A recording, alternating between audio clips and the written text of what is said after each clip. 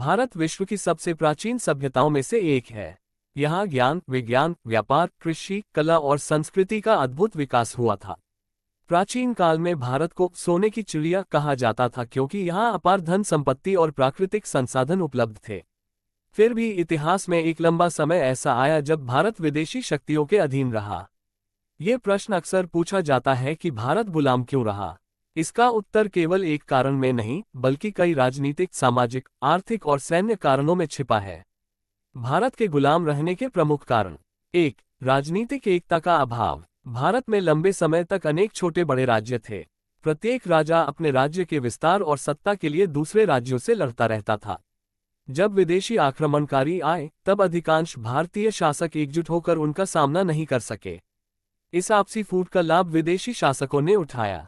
2. आपसी ईर्ष्या और विश्वासघात। इतिहास में कई बार कुछ भारतीय शासकों ने अपने स्वार्थ के लिए विदेशी आक्रमणकारियों का साथ दिया। इससे विदेशी सेनाओं को भारत में पैर जमाने का अवसर मिला। यदि सभी राजा एकजुट रहते तो विदेशी शक्तियों के लिए भारत पर शासन करना बहुत कठिन होता। 3. विदेशी आक्रमणकारियों की सैन्य शक्ति। विदेशी शासक नई युद्ध तकनीकों, बेहतर हथियारों और संगठित सेनाओं के साथ आते थे। बाद में बारूद, तोप और आधुनिक बंदूकों का प्रयोग भी होने लगा। भारतीय राज्यों की सेनाएं कई बार इन नई तकनीकों का प्रभावी मुकाबला नहीं कर सकीं। 4. आर्थिक समृद्धि। भारत की समृद्धि ही विदेशी आक्रमणों का बड़ा कारण बनी। यहाँ सोना, चांदी, मसाले, कपड़ा और अन्य बहुमूल्य वस्तुएं प्रचुर मात्रा में थीं। इस धन संपत्ति को प्राप्त करने के लिए अनेक विदेशी शासकों ने भारत पर आक्रमण किए।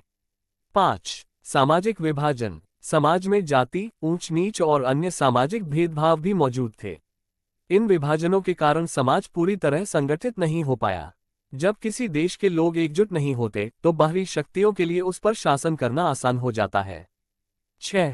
व्यापार के बहाने शासन। यूरोपीय कंपनियां भारत में व्यापार करने आईं।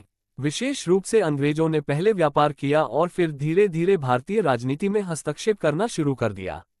उन्होंने भारतीय शासकों के बीच मतभेदों का लाभ उठाकर अपने शासन का विस्तार किया। 7. अंग्रेजों की फूट डालो और राज करो नीति। अंग्रेजों ने विभिन्न राज्यों, समुदायों और शासकों के बीच मतभेद बढ़ाए। इस नीति के कारण भारतीय समाज और अधिक विभाजित होता गया, जिससे अंग्रेजों के लिए शासन करना आसान हो गया।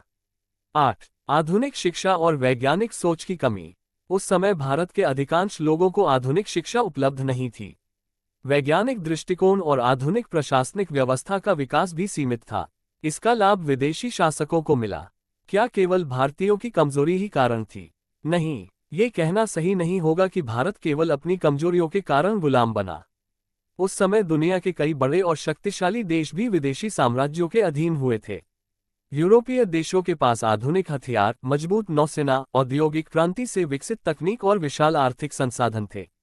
इन कारणों से वे एशिया, अफ्रीका और अमेरिका के अनेक क्षेत्रों पर नियंत्रण स्थापित करने में सफल रहे। स्वतंत्रता की लड़ाई। विदेशी शासन के विरुद्ध भारत में अनेक आंदोलनों और संघर्षों ने जन्म लिया। लाखों स्वतंत्रता सेनानियों ने अपने प्राणों का बलिदान दिया।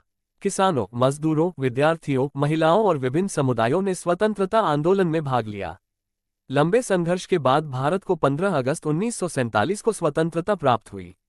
निष्कर्ष। भारत के लंबे समय तक गुलाम रहने के पीछे अनेक कारण थे, जैसे राजनीतिक असंगठन, आपसी संघर्ष, विदेशी शक्तियों की सैन्य और तकनीकी बढ़त, आर्थिक समृद्धि तथा औपनिवेशिक नीतियां। यह इतिहास हमें सिखाता है कि किसी भी राष्ट्र की सबसे बड़ी शक्ति उसकी एकता, शिक्षा, वैज्ञानिक सोच, मजबूत संस्थाएं और नागरिकों का सहयोग होता है। हमें इतिहास से सीख लेकर देश की एकता, लोकतंत्र और विकास को मजबूत बनाने का प्रयास करना चाहिए, ताकि भविष्य में भारत सदैव स्वतंत्र, समृद्ध और शक्तिशाली बना रहे।